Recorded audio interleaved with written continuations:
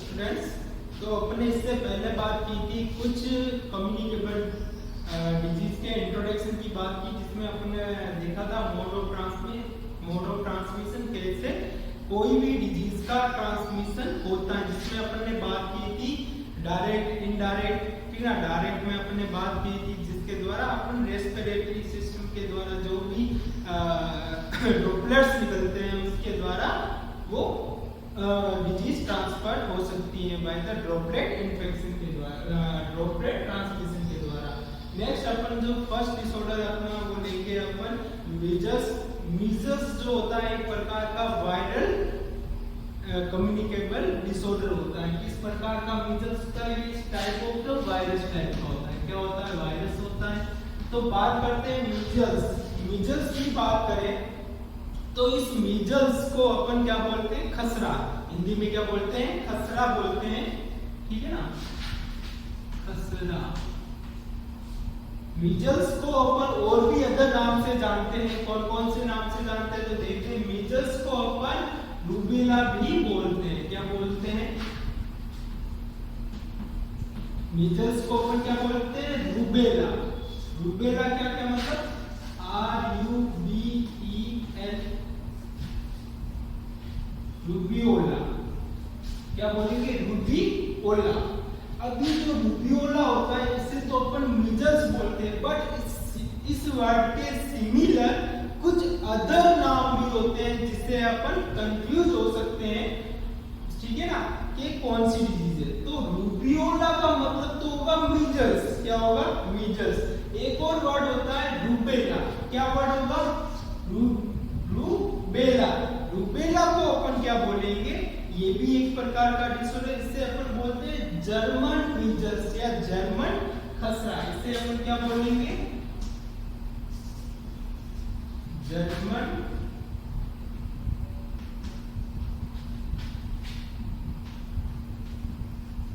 क्या बोलेंगे? German measles. क्या बोलेंगे? German measles. किसे बोलेंगे? रूबेला। ये क्या है? मीजल्स किसे बोलेंगे? रूबियोला को। इसमें OLA होता है, जैसे इसमें क्या होता है? LLA। रूबेला। एक और वर्ड होता है रूबुला। क्या होगा? रूबुला। रूबुला किसे बोलेंगे? रूबुला अपन मम्स को बोलेंगे।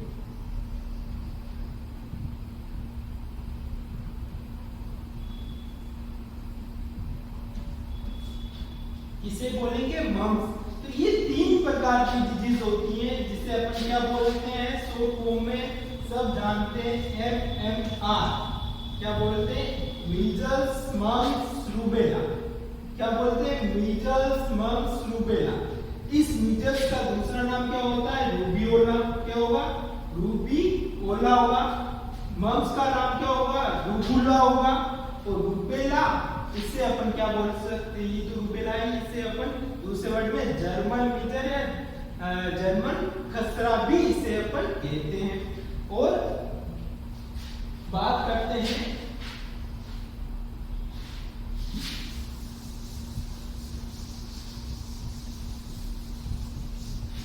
नेक्स्ट जो मीजल्स के अपन ने बात की थी, इसे मीजल्स कहते हैं, रूबियोला भी कहते हैं, तथा इसे फोर्थ डे फीवर भी कह सकते हैं। कभी कभी याद आता है कि इसे 4 डे फीवर, मतलब मेनली जो फीवर होता है उसमें हाई ग्रेड फीवर आता है, वो भी 4 या 4 दिन तक। ठीक है ना, तो इसका और भी अदर नाम 4 डे फीवर भी हो सकता है। ठीक है ना, तो ये अपने कुछ मीजल्स के अदर नेम्स हो गए। बात करते हैं मीजल्स की। ये जो मीजल्स होता है मुख्यतः बच्चों में होता है। किसमें होगा? चिल्ड्रन में होगा, जो कि बिलो 5 ईयर या 5 ईयर के होते हैं, उसको मेनली अफेक्टेड करता है। अब बात करते हैं कुछ इंपॉर्टेंट पॉइंट्स की। तो मोस्ट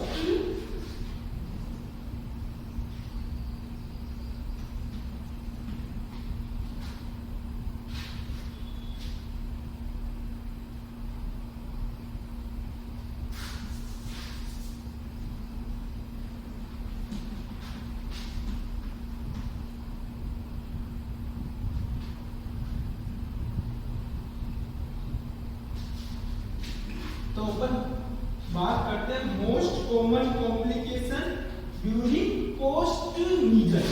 कब होगा? ड्यूरिंग पोस्ट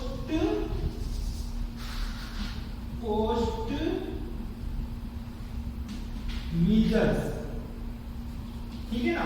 तो इसका मतलब क्या होता है? नेक्स्ट होता है most common during post measles, ठीक है ना। तो कौन सा जो मोस्ट कॉमन जो पोस्ट मीजल्स के होने के बाद, पोस्ट का मतलब क्या होता है? बाद में, ठीक है ना। तो मीजल होने के बाद में सबसे बाद में कौन सा आपका मोस्ट कॉमन कॉम्प्लिकेशन दिखाई देगा? जैसे किसी को मीजल्स हुआ तो उसकी 3 स्टेज जो अपन आगे डिस्कस करेंगे, ठीक है ना। जिसकी लास्ट स्टेज होती है पोस्ट मीजल स्टेज, ठीक है ना। इस पोस्ट मीजल स्टेज के अंदर, ठीक है ना, ड्यूरिंग मतलब इस स्टेज में सबसे जो कॉमन कॉम्प्लिकेशन क्या है, इसका मतलब क्या है? मोस्ट कॉमन जो कॉम्प्लिकेशन होगा कब होगा?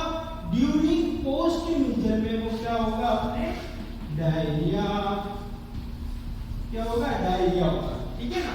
तो डायरिया जो होता है वो मीजल्स के जब पोस्ट मीजल स्टेज होती है तो उसमें सबसे पहला मोस्ट कॉम्प्लिकेशन क्या होगा? डायरिया होगा।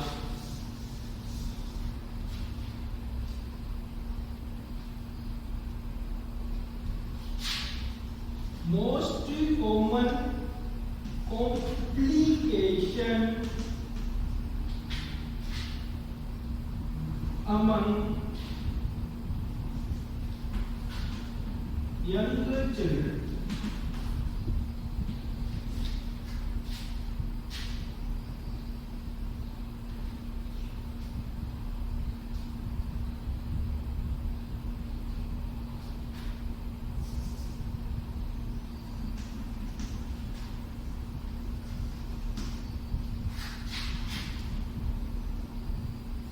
क्या है आपके पास? दूसरा most common complication of measles. Measles का मोस्ट कॉमन कॉम्प्लिकेशन क्या होता है? इसके अंदर यंग चिल्ड्रन के अंदर, इसके अंदर की बात कर रहे हैं अपन यंग चिल्ड्रन। यंग चिल्ड्रन का मतलब क्या है? जो 5 साल से ऊपर होते हैं उस वाले बच्चों के अंदर क्या जो एवरेज एज होती है कितनी अपन बात कर सकते हैं? 8 से 11 साल, ठीक है ना, something as.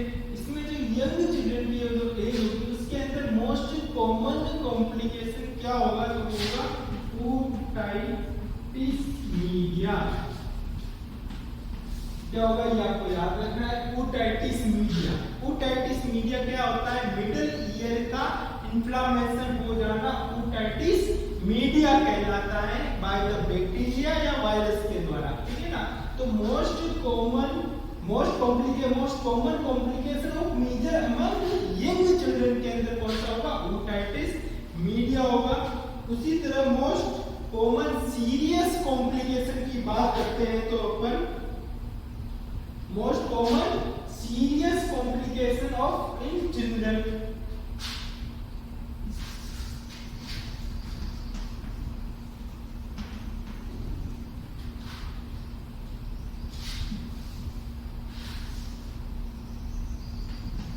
Most common serious complication in children. अब क्या है? बच्चों में जो मेनली जो बच्चे होते हैं सभी बच्चों में सबसे खतरनाक कॉम्प्लिकेशन क्या हो सकते हैं? सबसे कॉमन अपने बात की, ठीक है ना, कॉमन अपने बात की क्या होती है? जो चिल्ड्रन में होता है बच्चों के अंदर क्या होगा? डायरिया होगा।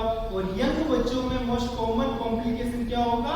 ओटाइटिस मीडिया होगा। अब बात करते हैं मोस्ट कॉमन सीरियस कॉम्प्लिकेशन बच्चों में क्या होगा? तो वो होगा अपने निमोनिया। क्या होगा?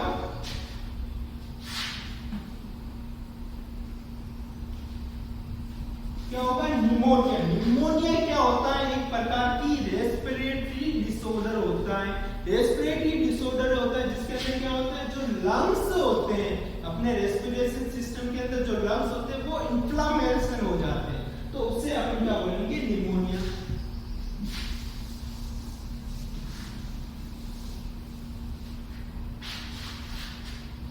अब बात करते हैं, ये तो अपना बेसिक इंट्रोडक्शन जो आपको एक याद रखने की बात है, ठीक है ना। बात करते हैं इसका पॉजिटिव ऑर्गेनिज्म, ठीक है ना। मीजल्स का पॉजिटिव जो ऑर्गेनिज्म होता है वो कौन सा होगा? आरएनए पैरामिक्सोवायरस। क्या होगा? आरएनए पैरामिक्सोवायरस कौन सा होगा इसका पॉजिटिव ऑर्गेनिज्म? आरएनए पैरामिक्सोवायरस। बात करते हैं सेकंड चीज अपन इसका mode of transmission. Mode of transmission की बात करें मेनली किसके द्वारा होगा? ये भी एक प्रकार की रेस्पिरेटरी जो मेनली अफेक्टेड होता है, तो ये भी क्या होगा? डायरेक्ट में क्या होगा? ड्रॉपलेट। तो ये चीज अपन पढ़ चुके हैं, ड्रॉपलेट में कैसे होता है ये अपन इससे पहली वाली क्लास में बात कर चुके हैं। By the cupping, sneezing and speaking के द्वारा जो अपने ड्रॉपलेट्स निकलते हैं, अणु निकलते हैं, वो दूसरे व्यक्ति जो सामान्य व्यक्ति के बॉडी में रेस्पिरेटरी ट्रैक्ट के द्वारा जाके उसको इन्फेक्टेड कर देते हैं। नेक्स्ट बात है इसका इंक्यूबेशन पीरियड की बात करते हैं, तो इसका इंक्यूबेशन पीरियड जो होता है 10 to 14 डे होता है। कितना होता है बच्चों? 10 से 14 दिन का इसका इंक्यूबेशन पीरियड होता है।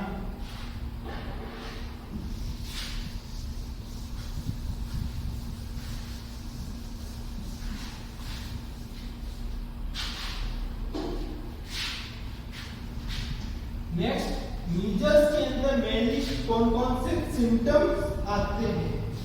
तो इस सिम्टम्स की अगर क्लिनिकल मैनिफेस्टेशन की बात करें तो मीजल्स को लक्षणों के आधार पे क्लिनिकल फीचर या लक्षणों के आधार पे इसे 3 स्टेज में बांटा गया है। कितनी स्टेज में बांटा गया बच्चों? 3 स्टेज में बांटा गया है, ये ध्यान रखना। अब 3 स्टेज की अगर अपन बात करें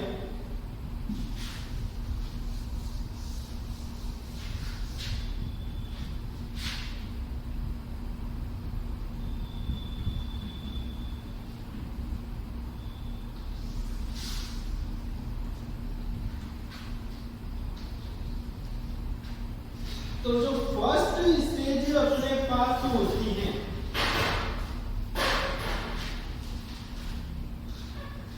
तो फर्स्ट स्टेज अपन बात करते हैं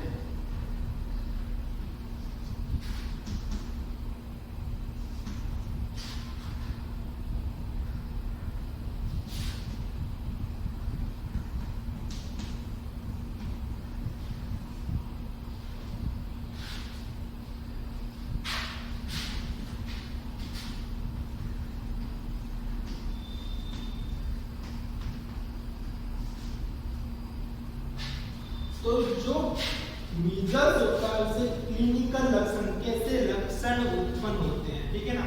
कि कोई भी डिजीज होगी तो उसके लक्षण उत्पन्न होते हैं ना, उसके आधार पे इसे 3 स्टेज में बांटा गया है, ठीक है ना। अब फर्स्ट स्टेज पे अगर अपन आते हैं तो इस स्टेज को अपन क्या नाम से जानते हैं? प्रोडर्मल स्टेज। बच्चों कौन सा है? प्रोडर्मल स्टेज। प्रोडर्मल स्टेज का मतलब क्या होता है कि जब कोई भी वायरस नॉर्मल व्यक्ति के अंदर जाएगा आफ्टर कितने दिन बाद? 10 से 14 डे बाद।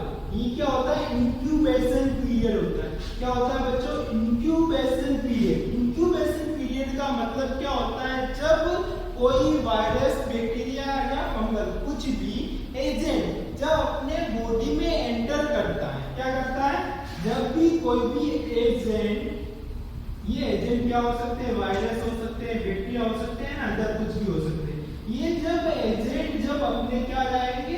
बॉडी में जाते हैं, बॉडी में जाने के बाद जब ये क्या करेंगे? बॉडी में जाने के बाद मल्टीप्लिकेशन करेंगे, ग्रोथ करेंगे, कॉलोनी बनाएंगे, ठीक है ना।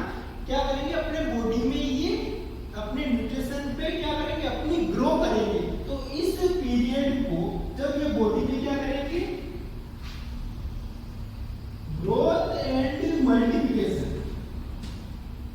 ग्रोथ एंड मल्टीप्लिकेशन करेंगे, तब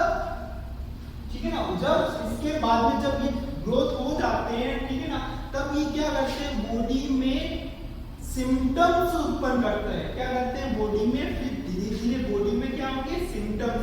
इस बैक्टीरिया जब बहुत ज्यादा हो जाएंगे तब अपनी बॉडी टॉलरेंस नहीं कर पाएगी और उसके प्रति जब भी वो लड़े, जब भी इसकी क्षमता कम हो जाती है, ठीक है ना, बैक्टीरिया बहुत ज्यादा हो जाते हैं तब बॉडी में क्या होंगे सिम्टम उत्पन्न होंगे। तो अपने बात की इंक्यूबेशन पीरियड, तो वो पीरियड जब कोई एजेंट अपने बॉडी में एंटर होने से फर्स्ट सिम्टम अपीयर होने तक के पीरियड को अपन इंक्यूबेशन पीरियड कहते हैं। कौन सा बच्चों, इंक्यूबेशन पीरियड किसे कहेंगे, वो एजेंट जो अपने बॉडी में एंटर करने से एंटर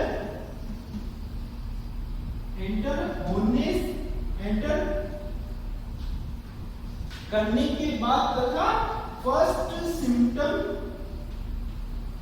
अपीयर होने से पहले का टाइम पीरियड। ठीक है ना बच्चों, क्या होता है इंक्यूबेशन पीरियड, जब भी कोई एजेंट एंटर होने के बाद तथा फर्स्ट सिम्टम, क्या होगा बच्चों, फर्स्ट सिम्टम अपीयर होने से पहले का जो समय होता है उसे अपन इंक्यूबेशन पीरियड कहते हैं। इसका 10 से 14 दिन होता है। अब जब आफ्टर 10 से 14 दिन बाद ये क्या करेगा, ये सिम्टम उत्पन्न करेगा। क्या करेगा बच्चों, सिम्टम उत्पन्न करेगा। वो सिम्टम जो उत्पन्न करता है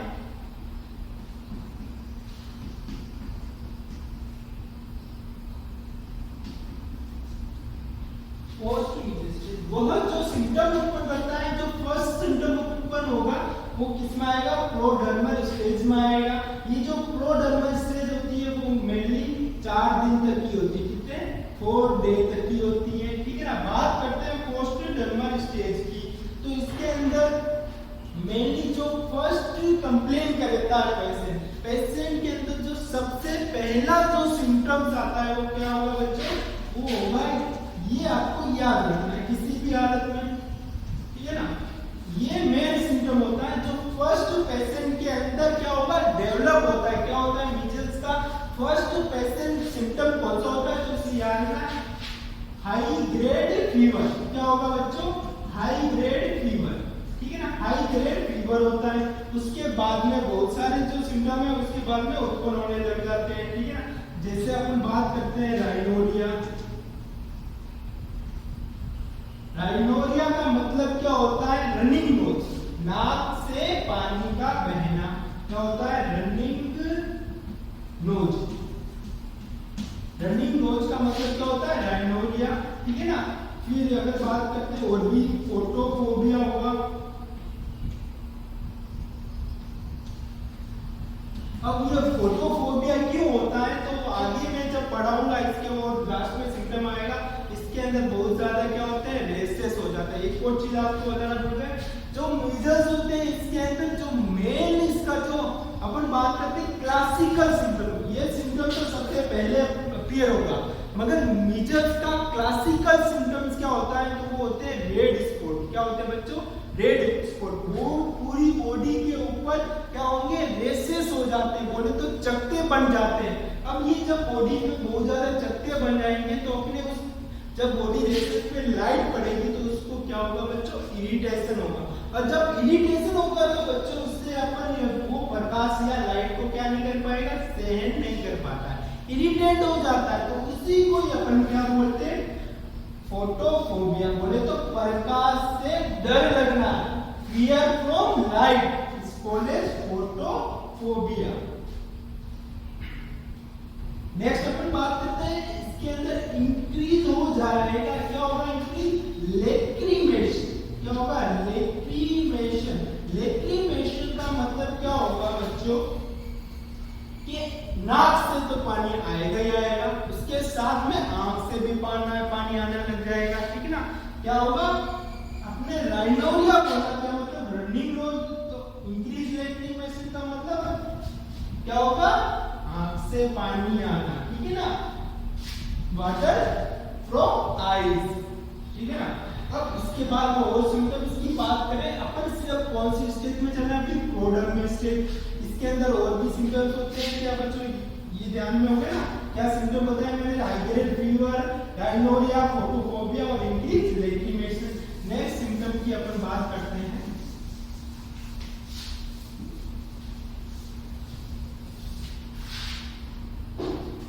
कौन सा सिम्टम नंबर 5 क्या होगा, रेड आई, आंख भी लाल हो जाती है, आंख में कंटिन्यू पानी आने से क्या होगा, आंख भी लाल हो जाती है, ठीक है ना। इसके अंदर मीजल्स में रेड आई आपको दिखाई देगी। अब नेक्स्ट बच्चों अपने जो लास्ट वाला सिम्टम है बहुत ही ज्यादा इंपॉर्टेंट है, ठीक है ना, इसको आपको बहुत ध्यान रखना है। क्या होता है, ट्रिपल सी, क्या होगा बच्चों, ट्रिपल सी मीजल्स के अंदर अपन को दिखाई देता है। ट्रिपल सी का मतलब क्या होता है बच्चों, 3 सी, कितने सी बच्चों, 3 सी। 3 सी में जो अपने सिम्टम्स आते हैं वो क्या आएंगे, सी के ऊपर होंगे। सबसे पहले अपन बात करें क्या होगा, कफ होगा, क्या होगा, कफ, कफ बोले तो क्या होगी, खांसी होने लग जाएगी। सेकंड बात करते हैं कंजक्टिवाइटिस, क्या होगा, कंजक्टिवाइटिस। कंजक्टिवाइटिस क्या होता है बच्चों, जब आपने एनाटॉमी पढ़ी होगी, ठीक है ना, किसकी एनाटॉमी, आई की एनाटॉमी, आई की आंख के अंदर अपन बात करते हैं, ये जो आंख होता है इसके अंदर ये गोला होता है, ठीक है ना। तो जो आंख के अंदर की बात करते हैं, इस गोले के अंदर बात करें, जो व्हाइटिश पार्ट आपको दिखाई देता है ना आंख की चारों ओर, ये व्हाइटिश पार्ट होता है, इसके अंदर फिर ये काला होता है, इसे तो अपन पिपिल बोलते हैं और इसे अपन क्या बोलते हैं, कॉर्निया, ठीक है ना। तो इस पूरे आंख को एक ट्रांसपेरेंट मेम्ब्रेन कवर करती है, क्या कवर करती है बच्चों, ट्रांसपेरेंट मेम्ब्रेन कवर करती है, उसे अपन कंजक्टिवा बोलते हैं, ठीक है ना। अगर अपन आंख के जो व्हाइट कलर का पार्ट है इसे क्या बोलते हैं, कॉर्निया, ठीक है ना। इस कॉर्निया को अगर अपन छूते हैं तो अपन नहीं छू पाएंगे, क्योंकि इस कॉर्निया के ऊपर एक ट्रांसपेरेंट अपारदर्शी मेम्ब्रेन होती है, जिससे अपन क्या बोलते हैं, कंजक्टिवा, और इस कंजक्टिवा का इन्फ्लेमेशन होना भी क्या कहलाता है, कंजक्टिवाइटिस। अब नेक्स्ट जो सिम्टम होता है वो क्या होगा, क्या, और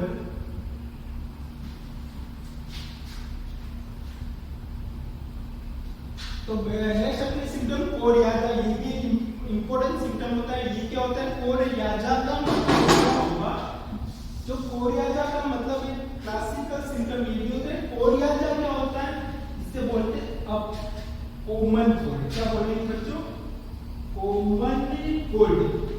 अभी जो कॉमन कोल्ड अपन किसे बोले, कोरियाजा। इस कोरियाजा में किसका सिम्टम बात करें तो अपर रेस्पिरेटरी ट्रैक्ट का इंफेक्शन होने से क्या होगा, कोरियाजा होगा।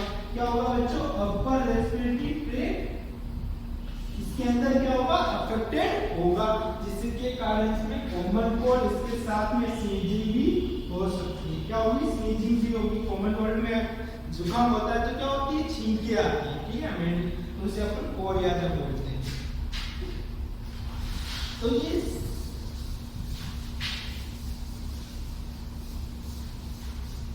नेक्स्ट बच्चों, जो अब सबसे ज्यादा इंपॉर्टेंट एक लास्ट सिम्टम होता है, वो बच्चों आपको याद रखना ही रखना होता है। क्या लिखा, 6 नंबर 7, ये लास्ट वाला सिम्टम किसका है, प्रोडर्मल स्टेज का, जिसे अपन बोलते हैं बच्चों, इतना बड़ा लिख रहा हूं तो इंपॉर्टेंट तो होगा ही। क्या होगा, कोपरलिक स्पॉट।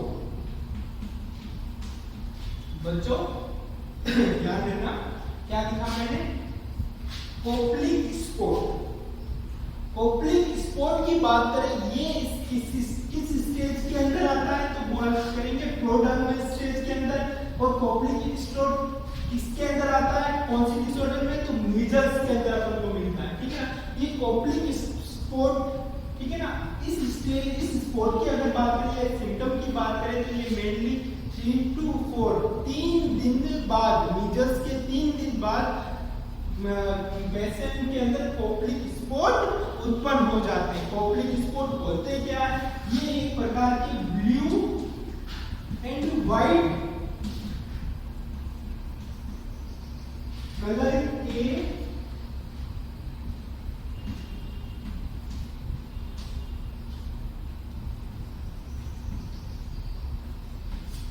क्या होते हैं, ब्लू या व्हाइट कलर के दाने या पेचेस होते हैं।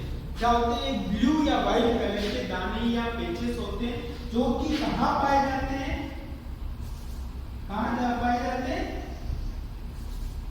कोरल बोले तो बक्कल म्यूकोसा में कहां पाए जाते हैं,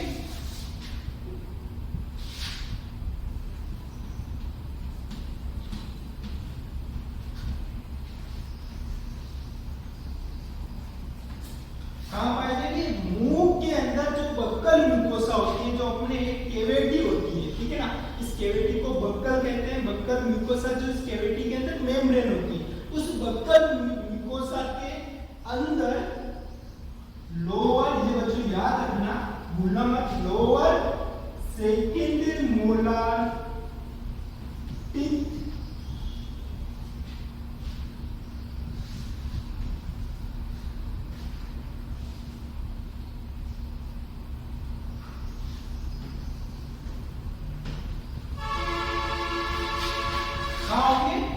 कोपलिक स्पॉट होते हैं, किस कलर के होते हैं, ब्लू और व्हाइट कलर के एक पैचेस होते हैं, जो कि अपने मुंह के अंदर बक्कल म्यूकोसा में पाए जाते हैं। बक्कल म्यूकोसा के अंदर भी कहां पाए जाते हैं, तो particular lower second molar teeth, जो अपन लोअर सेकंड मोलार दांत होता है, ये सम्मुख पाए जाते हैं, उसके जस्ट सम्मुख, ठीक है ना, ये सामने पाए जाते हैं।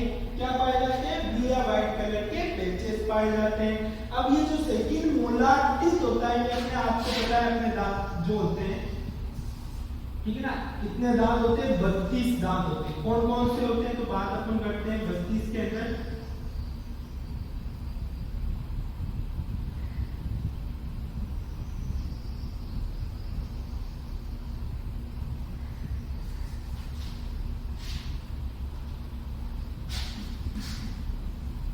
ठीक है ना, तो जो ये दांत सूत्र होता है, जिसमें टोटल इससे कितना इंटू करना होता है, 4 का इंटू 4 इंटू 4 इंटू 4, तो टोटल अपने पास क्या होंगे, 32 दांत होते हैं।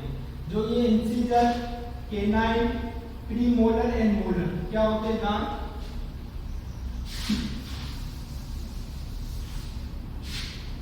क्या बोलते हैं, इसको अपन बोलते हैं 2 1 3 2, ठीक है ना, ये होते हैं केनाइन, ये इंसिजर, ये प्रीमोलार एंड ये मोलार।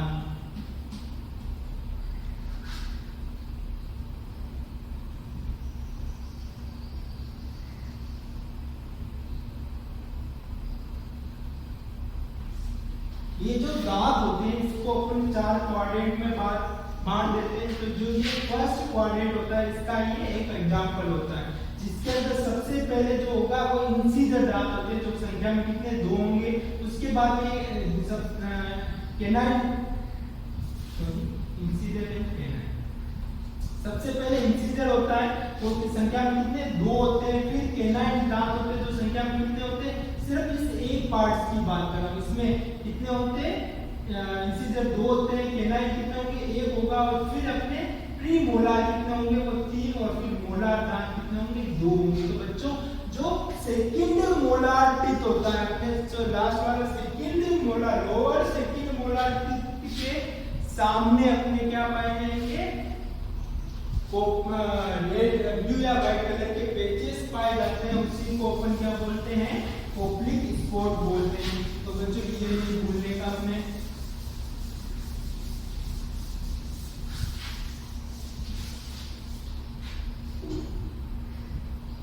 तो ये तो स्टेज हो गई अपनी कंप्लीट। जो ये प्रोडर्मल स्टेज होती है, इन तीनों से सबसे ज्यादा जो खतरनाक होती है, या फिर बात करते हैं इन्फेक्शियस स्टेज, सबसे क्रोनिक स्टेज या सबसे सीरियस स्टेज कौन सी होती है बच्चों, प्रोडर्मल स्टेज होती है।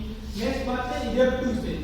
इरेप्टिव स्टेज की बात करते हैं, तो इसके अंदर मेनली क्या होता है, रेड स्पॉट, अपन को स्पॉट या कह सकते हैं रेसेस, रेसेस अपन को दिखाई देते हैं। ये जो रेसेस होते हैं वो मेनली कहां पाए जाते हैं, जो रेसेस होते हैं वो पाए जाते हैं, ठीक है ना, ये rashes macule and papule types के होते हैं। किस टाइप्स के होते हैं? मैक्यूल एंड पेप्यूल टाइप्स के ये रेसेस होते हैं। मैक्यूल एंड पेप्यूल टाइप्स के रेसेस होते हैं। ये रेसेस जो होते हैं मेनली प्रोडर्मल स्टेज के बाद या तीसरे या चौथे दिन बाद बॉडी पे अपीयर होने लग जाते हैं और ये पूरे बॉडी को कवर करते हैं। मेनली ये जो रेसेस होते हैं सबसे पहले जो होते हैं कान के पीछे, सर्वप्रथम कहां पे उत्पन्न होते हैं? ये बिहाइंड ईयर, बिहाइंड ईयर बोले तो कान के पीछे, फिर फेस पे होंगे और फिर नेक। कहां पे होंगे? सबसे पहले कान के पीछे से होके फेस, फेस से होते हुए गर्दन, गर्दन से होते हुए फिर ये पूरे बॉडी या ट्रंक, ट्रंक से ये पूरे बॉडी पे एक्सट्रीमिटीज, हाथ से पूरे बॉडी पे ये फैल जाते हैं। ठीक है ना? क्या होंगे? ये पूरे बॉडी पे फैल जाते हैं। इसे ही अपन क्या बोलते हैं? रेड स्पॉट बोलते हैं या रेसेस बोलते हैं। सबसे पहले कहां होगा? कान के पीछे, फिर चेहरे पे, फिर गर्दन पे और फिर धीरे धीरे ट्रंक से होते हुए पूरे बॉडी पे, अपर एक्सट्रीमिटी एंड लोअर एक्सट्रीमिटीज पे ये हो जाते हैं। नेक्स्ट बात करते हैं जो मैक्यूल पेप्यूल क्या होते हैं? रेसेस होते हैं। अब इसी रेसेस की बात करें तो ये मैक्यूल पेप्यूल रेसेस होते हैं, इसकी अपीयरेंस कैसी होती है, मतलब ये दिखते कैसे हैं बॉडी के ऊपर? तो ये अपीयरेंस मेनली क्या होते हैं? डस्की रेड कलर के ये दिखाई, डस्की मतलब गहरे लाल कलर के अपन को ये पैचेस मेनली दिखाई देते हैं। अब ये बात करते हैं डस्की रेड कलर के अपने बॉडी पे सारे मैक्यूल्स एंड पेप्यूल दिखाई देते हैं। एक बात छोटी सी चीज अपन जानते हैं, मैक्यूल और पेप्यूल इसका मतलब क्या होते हैं? मैक्यूल या पेप्यूल, रेड स्पॉट का तो आपको मतलब पता है, लाल कलर के चकते या दाने अपन को दिखाई देते हैं, मगर ये जो नया वर्ड मैक्यूल और पेप्यूल आया ये क्या होते हैं उसके बारे में बात करें।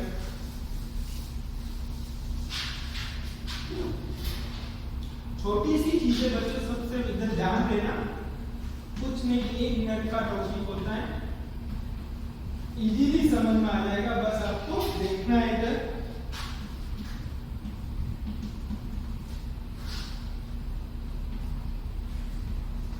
बच्चों इधर से ध्यान देना, जब भी कोई अपने बॉडी पे रेसेस होते हैं, दाने होते हैं, तो वो कैसी उसकी अपीयरेंस होते हैं? वो एलिवेटेड होते हैं या नॉन एलिवेटेड होते हैं? उस रेसेस या उस दाने के ऊपर अपन को उसके अंदर क्या होता है, वो कितना डायमीटर का होता है, उसके आधार पर इसको अलग अलग नाम दिए गए। बात करते हैं सबसे पहला जिससे नाम दिया है मैक्यूल। जो ये मैक्यूल होता है वो क्या बात करते हैं? ये मैक्यूल वो होता है जिसमें चेंज इन स्किन कलर, ठीक है ना? सबसे पहले जो मैक्यूल होगा वो अपने जो स्किन पे एक लाल धब्बा सा दिखाई देगा। Change in skin colour, skin का कलर चेंज होता है, लाल हो जाता है या किसी प्रकार का व्हाइट या पिंक या ब्लू किसी भी के कलर का हो जाता है, स्किन के कलर को चेंज कर देता है। तथा ये क्या होता है? नॉन एलिवेटेड होता है। नॉन क्या होता है? एलिवेटेड। नॉन एलिवेटेड का मतलब ये उभरा हुआ नहीं होता है बच्चों। सेकंड चीज जो पेप्यूल्स की बात करें, पेप्यूल्स क्या होते हैं? जो ये पेप्यूल्स होते हैं वो लेस देन 5 mm डायमीटर का होता है। लेस देन कितना होता है बच्चों? 5 mm डायमीटर का होता है। इसके साथ में ये जो इसका सॉलिड होते हैं, क्या होते हैं बच्चों? सॉलिड अपीयरेंस ये अपन को दिखाई देती है। और सॉलिड और क्या होते हैं? एलिवेटेड भी होते हैं। एलिवेटेड मतलब एलिवेटेड का मतलब क्या होता है? जब भी अपन पेप्यूल्स को देखेंगे तो अपन को बच्चों क्या दिखाई देगा? उभरा हुआ एक प्रकार का रेसेस उभरा हुआ दिखाई देगा, जिसका डायमीटर 5 mm से कम होता है तथा सॉलिड होता है। सॉलिड का मतलब उस रेसेस के अंदर किसी प्रकार का कोई फ्लूइड या किसी प्रकार कोई द्रव या लिक्विड नहीं पाया जाता है। बच्चों थर्ड स्टेज होता है वेसिकल। वेसिकल भी सेम होता है, बस इसमें फर्क क्या है वो ध्यान रखना। ये भी लेस देन 5 mm का डायमीटर होता है। उसके आधार पे इसके अंदर क्या होता है, ये भी एलिवेटेड होता है, एलिवेटेड होता है, बट इसके अंदर क्या होता है, ये सॉलिड ना होते हुए इसके अंदर क्लियर फ्लूइड पाया जाता है। क्या पाया जाता है बच्चों, क्लियर फ्लूइड पाया जाएगा, ठीक है ना, एक पानी पाया जाएगा, जिसे अपन वेसिकल्स कहते हैं। और लास्ट होता है प्रोस्ट्यूड। जो प्रोस्ट्यूड होता है वो भी क्या होता है बच्चों, ये जो इसकी जो डायमीटर ग्रेटर देन 5 mm इसकी डायमीटर होती है, ये भी क्या होता है, एलिवेटेड होता है। जो क्या होता है, एलिवेटेड होता है, बस फर्क क्या है, क्लियर फ्लूइड के साथ में स्पीड क्या पाई जाएगी बच्चों, बस पाई जाती है। क्या पाई जाती है बच्चों, बस पाई जाती है। तो ये प्रकार के चार क्या हो गए अपने, क्या हो गए, वैक्यूल्स हैं। वैक्यूल्स स्किन पे जो एलिवेटेड पोर्शन होते हैं वो मेनली इतने टाइप्स के होते हैं, बहुत भी और अदर टाइप्स के होते हैं, मेनली अपने ये याद रखना है, हर जगह यही आते हैं। एक बार फिर से देख लो, वैक्यूल क्या होते हैं, स्किन का कलर चेंज होना, वैक्यूल्स 5 mm से कम होना तथा सॉलिड और एलिवेटेड होना, किसी प्रकार का द्रव नहीं पाया जाता। वेसिकल के अंदर 5 mm का कम डायमीटर होता है, बट एलिवेटेड होता है, क्लियर फ्लूइड होता है। और प्रोस्ट्यूड के अंदर 5 mm से ज्यादा डायमीटर तथा एलिवेटेड है, इसके अंदर पस पाई जाती है, ठीक है ना।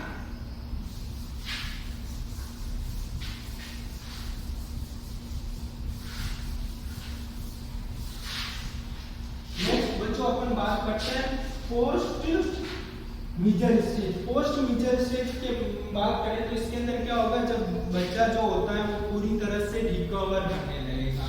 क्या इनिशियल स्टेज की बात है, बहुत सारे रेसेस हो गए, धीरे धीरे रेसेस की संख्या कम होगी, बच्चा को, ठीक है ना, धीरे धीरे सिम्टम डिसअपीयर होने लग जाएंगे। मगर जब पूरी जैसे रिकवर करेगा तो बच्चा बहुत ज्यादा क्या हो जाएगा, वीकनेस हो जाएगा, और बहुत ज्यादा इसके अंदर कॉम्प्लिकेशन आने लग जाते हैं, और उसके अंदर अदर प्रॉब्लम्स हो जाएगी, ठीक है ना। पोस्ट मेजर स्टेज के अंदर बच्चों को क्या हो जाएगा, तो इसके अंदर आपने बात की थी डायरिया, सबसे पहले most common complication during post measles stage की बात की थी, इसके अंदर अपने नाम लिखा था, क्या लिखा था, डायरिया, ठीक है ना। नेक्स्ट अपन बात करते हैं तो इसके अंदर क्या होगा,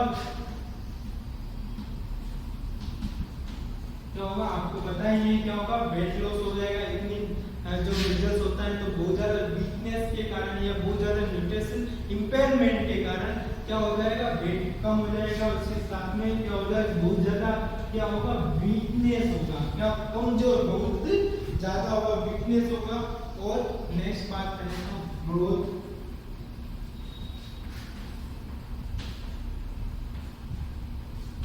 अब बच्चों के अंदर ये मुख्यतः होता है, तो बच्चा आपको पता है जब 3 to 5 या 6-7 ईयर में क्या करते हैं, बहुत ज्यादा ग्रोथ करते हैं। जब ये मेजर्स हो जाता है तो वीकनेस एंड अंदर बहुत ज्यादा वीकनेस के कारण क्या हो जाएगा, ग्रोथ रिटार्डेशन बोले तो ग्रोथ बहुत ज्यादा नहीं हो पाएगी, वो एक जगह रुक जाएगी या कम होने लग जाती है काफी टाइम तक। तो ये बात की हमने पोस्ट मेजर स्टेज के कुछ सिम्टम्स के बारे में। अब ये अपने हो गया मेजर्स का पूरा चिट्ठा। बात करते हैं इसके अंदर वैक्सीन की बात करें तो इसके अंदर एमएमआर वैक्सीन दी जाती है। क्या वैक्सीन दी जाती है, एमएमआर एक प्रकार की मिक्स्ड वैक्सीन होती है जो 3 डिजीज से मिलके बनी होती है, 3 डिजीज के पॉजिटिव एजेंट से मिलके बनी होती है, जो होती है मीजल्स, मम्स, रूबेला, मैंने आपको पहले भी बताया। और ये जो एमएमआर कब दी जाती है, तो मेरे लिए 9 मंथ पे दी जाती है according to national immunisation schedule of after birth baby का, तो 9 मंथ पे दी जाती है। और इसकी बात करें तो डोज कितनी देते हैं, 0.5 ml देते हैं। और रूट की बात करें तो ये सबक्यूटेनियस अपन इसको देते हैं, सबक्यूटेनियस अपन इसको देखेंगे। इसके अलावा बच्चे का जब मेजर्स हो जाता है तो उसको प्रॉपर रेस्ट नहीं है, प्रॉपर न्यूट्रिशनल सप्लीमेंट, इसके अलावा ठीक है ना साइकोलॉजिकल सपोर्ट देना है। जो लाइट होता है उसको मिनिमम रखना होता है ताकि उसको इरिटेट ना हो। इसके अलावा उसको सिम्टोमेटिक ट्रीटमेंट प्रोवाइड करना है, अगर पायरेक्सिया, हेडेक वगैरह या फिर अदर सिम्टम जैसे उत्पन्न होते हैं उसके और maintain rest, proper rest provide करनी। तो ये आज का अपना टॉपिक जो फर्स्ट डिसऑर्डर था वो अपना मेजर्स हो गया। तो बच्चों मेरे को बताना कैसे आपको समझ में आया या नहीं आया, इसके बारे में मेरे को जरूर आप कमेंट करना।